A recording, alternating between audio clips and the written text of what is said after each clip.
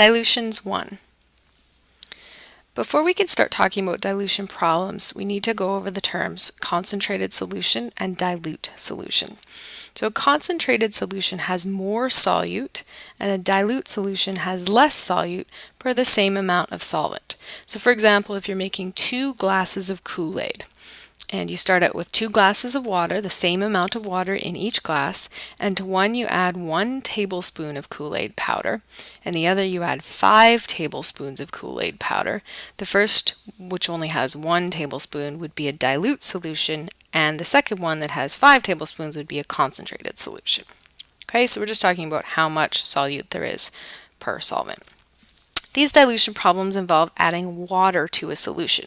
So we're going to start it with a solution and add a certain amount of water. The result is a solution with a lower concentration. It has the same number of moles of solute, but a greater volume because we've added water. So remember the formula that we've been using is the concentration is equal to the moles divided by the volume. So molarity equals moles divided by volume. Volume equals moles over molarity, or moles equals molarity times volume. When only water is added to a solution, the moles of the solute are not changing. So that means that the moles initially is equal to the number of moles finally, or mole I equals mole F.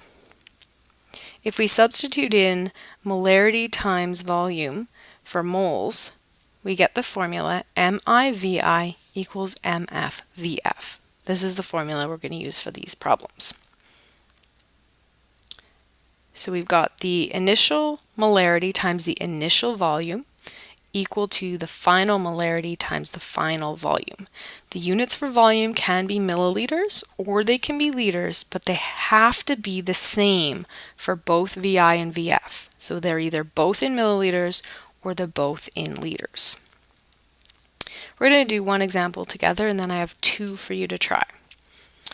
If 50 milliliters of 0.30 molar NaCl is added to 450 milliliters of water, what is the resulting concentration?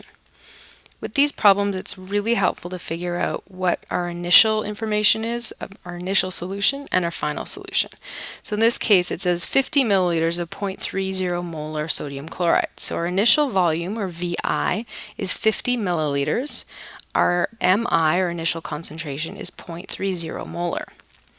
Our final volume is going to be the volume of the solution plus the volume of water that we added to it. So a total of 500 milliliters for our VF, final volume. It's asking what is the resulting concentration. So it's asking for our final concentration, or MF. So again, our formula is MIVI equals MFVF. We're trying to solve for MF. So we need to isolate MF by dividing both sides by VF. So the formula we're going to use, and this is where you need to start writing down your work for sure, is MF equals MIVI divided by VF. So state your formula, then substitute in your values with units. In this case, both the volumes were in milliliters, so I left them both in milliliters. And remember that your answer needs to have the right number of sig figs. In this case, we get 2. And it needs units. So look back at what you're solving for to decide if it's molarity or volume. And since it's molarity in this case, we have 0.030 molar. Here's one for you to try. Please pause the video, then resume to check your answer, and don't forget that there's one more for you to try as well.